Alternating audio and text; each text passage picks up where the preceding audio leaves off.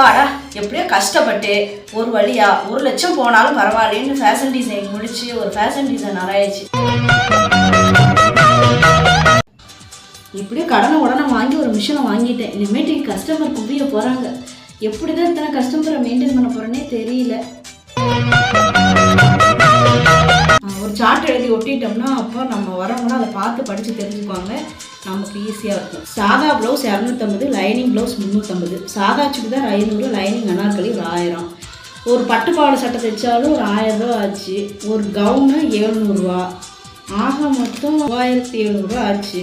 ஒரு நாளைக்கு 3700 ரூபானா ஒரு மாதத்துக்கு 1,11,000 ஆயிடுச்சு. அப்போ இது இந்த 1,11,000 வச்சுக்கிட்டு என்ன பண்ண? 1,11,000 வச்சு ஒரு சின்ன பொட்டேக்கை ஆரம்பிச்சு அந்த பொட்டேக்கு அப்படியே நிறைய பிரான்ச்சஸ் வச்சு அப்படியே டெக்ஸ்டைல் ஆரம்பிச்சு நம்ம ஒரு 10,000 பேத்துக்கு வேலை கொடுத்துட வேண்டியதுதான்.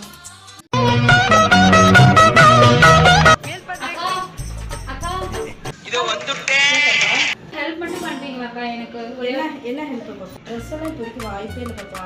ரொம்ப கஷ்டம். ஏன்னு வச்சுக்கேன், இப்போ நைட்டு ஒரு ஆர்டர் இருக்குது, பல்க் ஆர்டரு.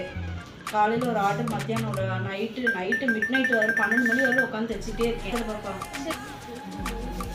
பாப்பா பாப்பா நில்லியா? சொல்லுங்கக்கா.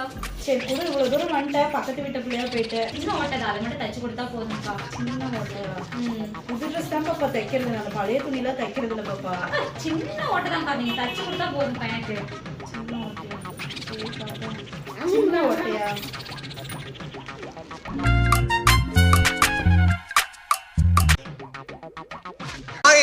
Jolly jolly Superman jolly jolly. இப்போ இந்த சின்ன ஓட்டையை வந்து நான் தைக்கணும். ஆமாக்கா, இந்த சின்ன ஓட்டையை நான் தைக்கணும். சின்ன ஒரு ஓட்டை தான், அதை மட்டும் தைச்சு கொடுத்தா எனக்கு போதும். அப்படியே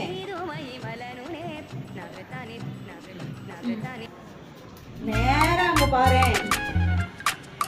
அதோ தூரமா ஒரு ரோடு தெரியுதுல பாப்பா. அந்த ரோட்லயே நேரா போனேன்னு வச்சுக்கேன், ரைட் சைட்ல கட் பண்ணேன்னா ஒரு டெய்லர் ஷாப் இருக்கும்.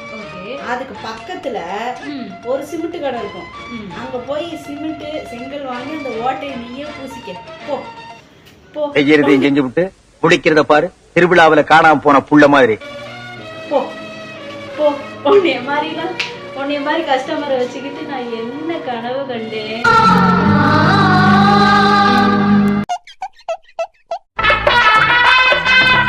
பாடா எப்படியோ கஷ்டப்பட்டு ஒரு வழியா 1 லட்சம் போனாலும் பரவாயில்லன்னு ஃபேஷன் டிசைன் முடிச்சு ஒரு ஃபேஷன் டிசைனர் ஆயிடுச்சு.